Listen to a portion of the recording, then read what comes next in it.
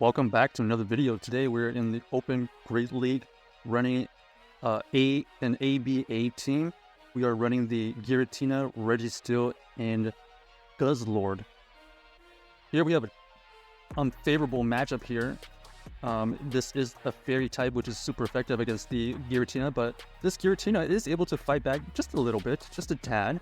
It is able to throw back Shadow Sneaks here, and we're doing neutral Shadow Claws, so even though this is going to be a lead that we're going to lose, we are going to be able to chip away at this Sylveon. So we can think of it. So we actually got it down to like roughly 25%. That is actually really good, considering we had a Dragon type. So we have a situation here where we can just farm down this Sylveon, and the fact that our opponent hasn't switched out bodes well for us because they actually are not looking forward to this Registeel in the back. Or at least that's what they're showing right now. So it looks like they switched out into their Charizard, and now we have a favorable matchup. So we are going to be able to potentially two-shield this and win this matchup here if we want. But let's see what we end up doing. The Shadow Charizard is actually pretty good in Ultra League, and so you'll probably see a lot of counters to Charizard coming up. One of them being Guzzlord. As you can see, Guzzlord is able to tank one of the Dragon Claws. And with even shields, we should be able to win this easily. Here, we're just looking for a farm out, which is perfect. And now we know that we can throw this dark move towards this Trevenant. And a note that I want to make here is this Guzzlord is not running the right one. You actually want the crunch. So even though we were able to get the Brutal Swing, which is going to be super effective, we did end up changing the move set. So GG's to our opponent right there, and let's see what we do on the next one. So here is the next game. That was a pretty decent second half of the match for that last battle, and let's see if we can continue that. So here is an interesting situation. Both of us are doing super effective fast moves. I would say Giratina is more tankier, so we are able to tank this Shadow Ball here. We're just going to go for the Dragon Claw here. They ended up not shielding because they were probably thinking the same thing. If I had a potential Shadow Sneak, they could probably tank the Shadow Sneak, but we're going to try to surprise them right there.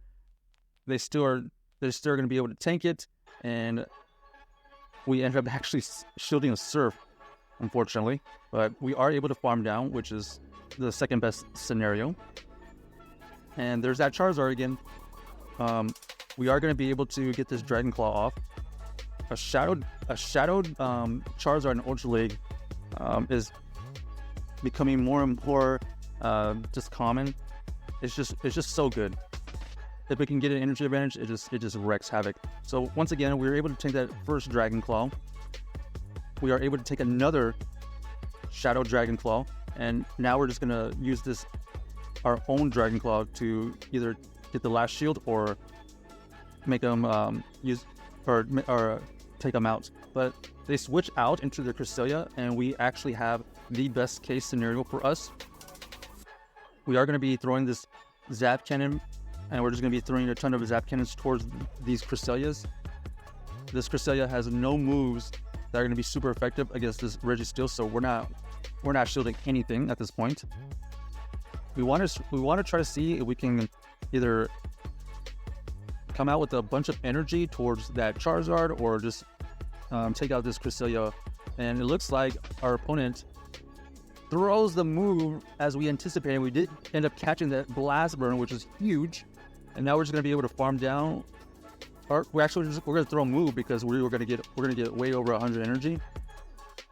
So here we're just going to farm down, and now it's GG's because we know that this Cresselia has no moves that can affect the Registeel. So nice little end game right there. GG's to our opponent.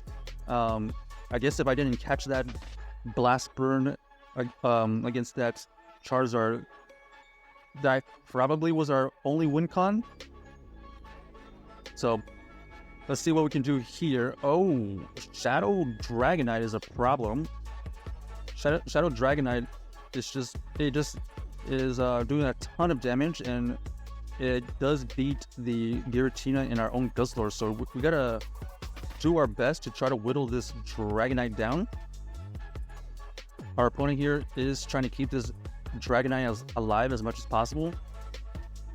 Okay, they actually double shield, and we die on the move. That would have been absolutely huge. Unfortunately, those Shadow Dragonite, or those Shadow Dragon Breaths were just too much. So they actually end up switching into an Ampharos. This Ampharos is doing resistant moves. If it's running a traditional moveset, it's all resistant moves. Okay. Okay, perfect. We are able to get to another Dragon Claw here. From the looks of it, we did end up taking it out, which was really good. We're trying to switch out here immediately. Oh. So unless they catch a move, this is a very favorable matchup for us. We don't shield this first one.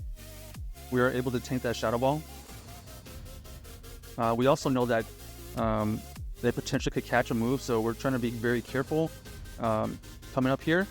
And at this point, it looks like we are having to make a decision. Do we potentially shield this? They actually end up baiting. And they actually end up getting to another move here. We know that this is a serve, so we let it go. Now we throw the Focus Blast, trying to either get a bit of energy towards that Charizard. And unfortunately, they are able to get to another serve, forcing us to use this shield. And now they're going to be able to. We try to catch a move from this Dragonite. It actually ends up hurting us because we were probably one lock on away from getting to our Focus Blast to take out the opposing Dragonite there. So kind of a little misplay there. If they had, well, they might have won CMP right there. So that would have been close. So let's see here. We have a Pidgeot. This Pidgeot is not taking much damage from our Shadow Claws because they're resisted. Now they have an opportunity to either do a Brave Bird and dip or do the Feather Dance. They go for the Brave Bird. Okay. Looks like they just debuff themselves and they are able to tank a Dragon Claw. Now we got to decide, are we just going to let this go, or are we going to let it, okay, we do let it go, and it ends up being a Feather Dance. Here we're just going to go for this Dragon Claw to take out the Pidgeot. And now it looks like we are going to have to just stay in and throw this Dragon Claw, which is just a little 10% damage right there. They're able to get a ton of farm on us. This potentially could be Earthquake, but we're just going to let it go. Shadow Earthquake, that actually hurt a lot. So we're in the same scenario again.